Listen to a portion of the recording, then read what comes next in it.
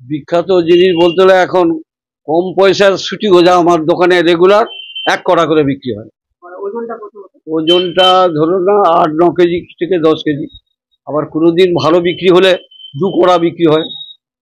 এই যে সুতি গজা, এটা কবে থেকে তৈরি করছেন? এটা আমি অনেক দিন, আমার বাবার আমল থেকেই তৈরি হচ্ছে। দোকান যতদিন? হ্যাঁ হ্যাঁ। দোকানটা কত দিন?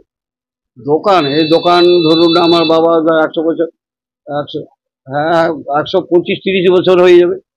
বাবা মারা গেল তো একটু আরো বেশি হবে। কবে থেকে এই সুতি গজা? সুটি গোজা, কি নামে বিখ্যাত সুতি গজা? ওই সুটি গোজা না, ওটার কাহিনী আলাদা, ওটা নয়, ওর সঙ্গে এই কাহিনী নয়। ও যে ওই যে লোকে ওই নামে বলে, ওটা হচ্ছে আমার বাবা বয়স হয়ে গেছেন, বাবা দোকানে কাজ করতেন নি, বাবার একটু তাস খেলার নেশা ছিল, ওই বুঝে বয়স্ক হয়েছে, ওই বুঝে থেকে পাটা ব্যথা করছেন। আবার বাবা যেসব লোকের সঙ্গে তাস খেলছিল তারা একটু মানে লোয়ার ক্লাসের আর কি। তো বাবা উঠে বললো পাটা খুব ব্যথা করছে, সেই যে লোয়ার ক্লাসের লোকরা ওই যে ব্যথা বুড়া বলা আরম্ভ করলো আর কি। সেই থেকে ব্যথা বুড়ো সুতি গজা ও কোথায় কোথায় গিয়েছে? কোথায় বাইরে গেছে, আমেরিকা গেছে, রাশিয়া গেছে, তারপর একবারে ওই যেমন লন্ডনে গেছে। এখনো এই গজা বা তমলুকের লোক নিয়ে যায়? হ্যাঁ, আজ বর্ষার জন্য নেই, এখানে তমলুকের লোক আসেনি বর্ষার জন্য, না হলে বিক্রি হয়ে গেছে।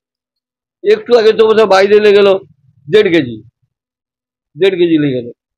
আপনার নাম? আমার নাম রবীন্দ্রনাথ সাহু। এখানে আমরা আদিকাল আমাদের জন্ম যত জ্ঞান ফিরেছে এখানে দেখেছি ওই ব্যথা বুড়া বলে বিখ্যাত সুটি গজা। আর সত্যিকারে অন্য অন্য জায়গায় এই ফ্লেভারটা পাওয়া যায় না, তাকে বানায় না হাট করে।